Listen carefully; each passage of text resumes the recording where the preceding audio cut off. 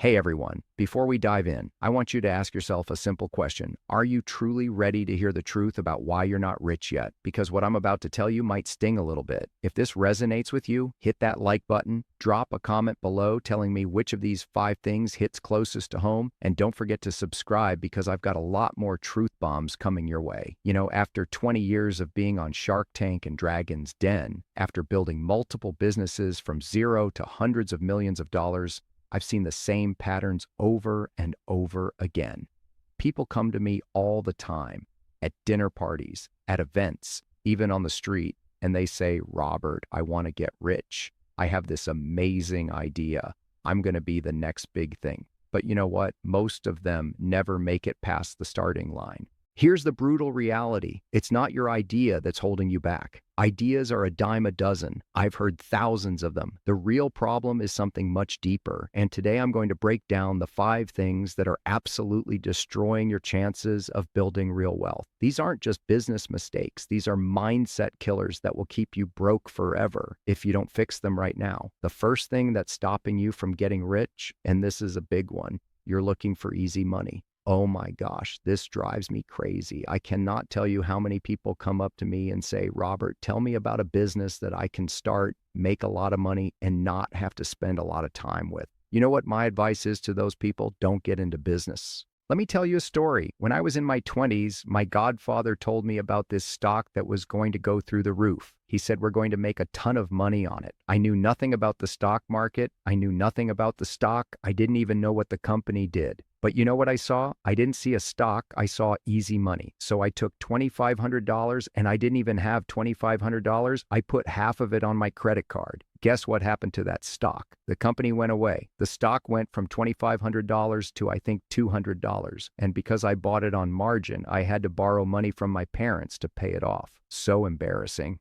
But here's what that taught me. There is no such thing as easy money. Every single business, even the ones that look easy from the outside, guess what? At the beginning, they're all going to suck your time, they're all going to suck your cash, and they're all really hard. Business is just hard. It takes many years to get to easy. You see these people on social media talking about passive income and get rich quick schemes, and they make it sound like you can just push a button and money falls from the sky. That's garbage. Pure garbage. The only people getting rich from those schemes are the people selling them to you. When I started my first tech business, I didn't spend years thinking about what products should I have or what should I do. I called up a big customer and I sold it to them. When David started his company, he didn't hire a bunch of researchers. He took a t-shirt, stood on a street corner and sold it. That's not easy. That's hard work. So if you're sitting there right now thinking about some magical business that's going to make you rich without any effort, stop. Just stop. Because that mindset alone is going to keep you broke forever.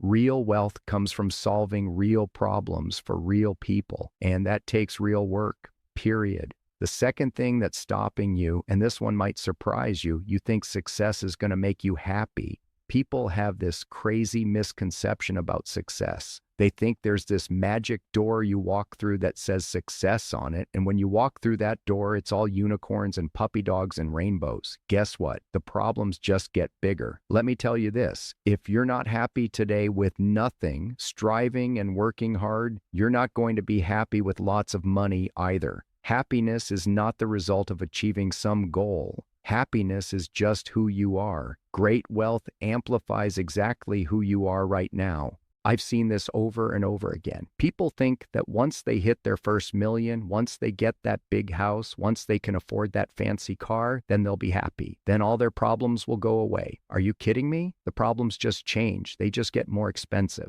If you're miserable now, money is going to make you miserable with a better view. That's it. So before you even think about building wealth, you better figure out how to be content and driven at the same time.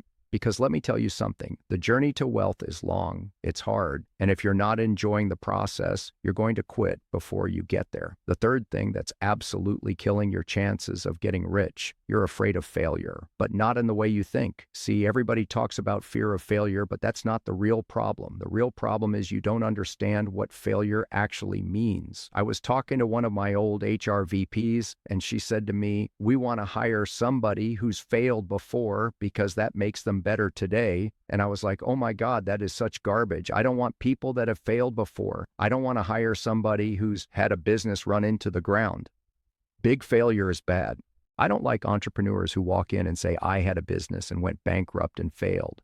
I'm okay with a small exit, but I don't want complete failure. I want little pivots along the way. You see, failure is not about big failure.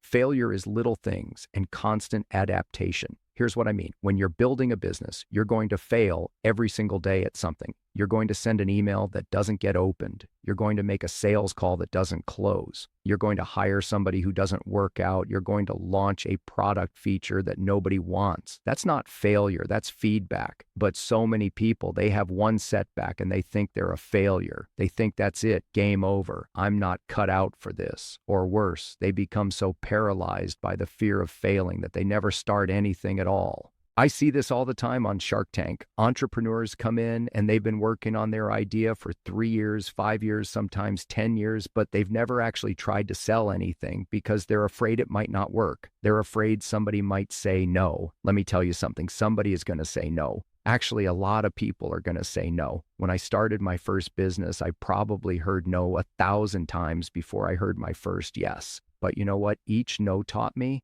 It taught me how to get better. It taught me what didn't work so I could figure out what would. There's a great saying I heard a long time ago. A great entrepreneur has the ability to go from failure to failure without any lack of enthusiasm. That's the real skill you need to develop, not avoiding failure, but bouncing back from it faster and faster each time. The fourth thing that's stopping you from getting rich, and this one is huge, you don't understand your customer. You're looking at everything through your own eyes instead of their eyes. This is probably the most common mistake I see when people start businesses. They look at their product or service and they think, this is amazing. I would totally buy this. Everybody's going to love this. But you know what? You're not your customer. Value is not through your eyes. Value is through the eyes of the customer. You've heard that famous question, sell me this pen, right? Do you know what the right answer to that is? It's not selling the pen. Before I sell you the pen, tell me who I'm selling it to. Because if I don't know who my customer is, how can I possibly know what value means to them? I see entrepreneurs all the time who are so in love with their product that they forget to ask the most important question, who is this actually for and why would they care? They build something they think is cool, then they're shocked when nobody wants to buy it. Here's what you need to do instead. Before you build anything, before you invest a single dollar, go find your customer, not who you think your customer is, your actual customer. Talk to them, understand their problems, understand what keeps them up at night, understand what they would pay money to solve. And here's the key, look for the fanatical customer experience. When you sell a product and you give it to the customer and they look at it and they say, I cannot live without this, then you're on to something. Look for that fanatical experience and engagement from your customers, not always just the sales numbers.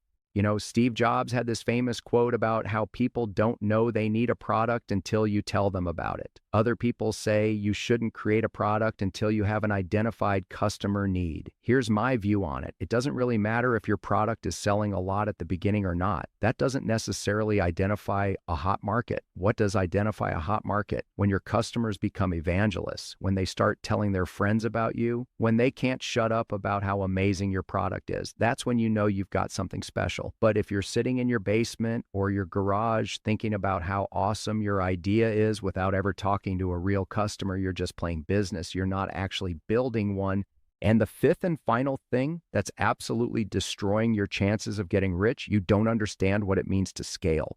This one is probably the most dangerous because it tricks you into thinking you're being smart when you're actually being stupid. Here's what happens. You start your company, it gets a little bit bigger, and all kinds of people start telling you about scale, scale, scale, scale. They make it sound like scaling is just about making everything bigger and better and more efficient. They tell you to systematize everything, automate everything, make it all clean and repeatable. Here's one of the biggest myths I've learned about scale. And don't forget, I have little companies doing $200,000 a year with 2 employees, and I have big companies doing billions a year with thousands of people. You cannot sanitize scale and make it clean and repetitive and productive every single day. There's a certain amount of chaos in scale, no matter what you do. If your company is growing, there's going to be chaos. You have to learn to embrace the chaos, but make sure it doesn't break you. But here's the real problem with how most people think about scaling. They think scaling means doing more of the same thing. They think if I can make $1, I can just do that same thing 1,000 times and make $1,000. That's not scaling. That's just multiplication. Real scaling means understanding leverage. It means understanding that your time is the most valuable asset you have. And if you're still trading hours for dollars, you're never going to get rich, period. Let me give you a productivity hack that changed my entire life. I used to think that I was really good at managing time and knowing all the important things I had to do every day. But guess what? Somebody gave me this simple trick. They said to me, "You're too busy. You have too much going on." Here's the hack they gave me. Every morning, wake up, take a piece of paper, and write down 3 things. Not 5, not 10, not 20. Write down 3 things you have to accomplish today, no matter what. Today, not tomorrow. Do not go to sleep until these 3 things are done. So what I used to do is wake up every day, forget all the noise and distraction, and write down those 3 things. Not necessarily tackle them first, but my day did not end until those 3 things were done. Constant forward momentum. You see, most people confuse being busy with being productive. They think that if they're running around doing 100 different things, they're scaling. But you know what they're actually doing? They're creating expensive chaos. Real scaling means focusing on the things that actually move the needle. It means saying no to everything else, even when those things seem important. It means understanding that not all customers are good customers, not all opportunities are good opportunities, and not all growth is good growth. I see entrepreneurs all the time who are so excited about growth that they'll take any customer, any deal, any opportunity that comes their way. They think more is always better. But you know what happens? They end up with a business that's doing 1,000,000 things poorly instead of 3 things exceptionally well. Here's something else about scaling that nobody tells you. The skills that got you to your first 100,000 are not the same skills that will get you to your first million. And the skills that got you to your first million are definitely not the same skills that will get you to 10 million. At each level, you have to reinvent yourself. You have to let go of the things that used to work and learn new things that will work at the next level. Most people can't do this. They get comfortable with what worked before and they keep trying to use the same playbook even when it stops working. But here's the thing about all 5 of these wealth killers. They're not just business problems, they're mindset problems. And mindset problems are the hardest ones to fix because most people don't even realize they have them. You might be sitting there right now thinking, "Robert, this doesn't apply to me. I don't have these problems." Let me ask you something. If you don't have these problems, where's your wealth? If you're so smart about business, why aren't you rich yet? Look, I'm not trying to be mean here. I'm trying to save you years of frustration and failure because I've been where you are. I've made every single one of these mistakes. The difference is I learned from them instead of repeating them over and over again. The reality is this: getting rich isn't about having the perfect idea or the perfect plan. It's about having the right mindset and the willingness to do the work that most people won't do. It's about understanding that wealth is not an accident. It's a result of specific behaviors repeated over time. If you want to get rich, stop making excuses. Stop looking for shortcuts. Stop waiting for perfect conditions. Start selling something. Start serving customers. Start solving real problems for real people. And most importantly, start today. Here's my challenge for you. Pick one of these 5 things that hit you the hardest today. Just one. And commit to fixing it over the next 30 days. Don't try to fix everything at once. Just pick one and focus on that. Which one is it going to be? Are you going to stop chasing easy money? Are you going to figure out how to be happy regardless of your bank account? Are you going to embrace failure as feedback? Are you going to really understand your customers? Or are you going to learn how to scale the right way? Drop a comment below and tell me which one you're committing to work on. And if this video opened your eyes to something you didn't see before, smash that like button and subscribe because I've got a lot more truth about building wealth coming your way. Remember, your future self is counting on the decisions you make today. Don't let them down.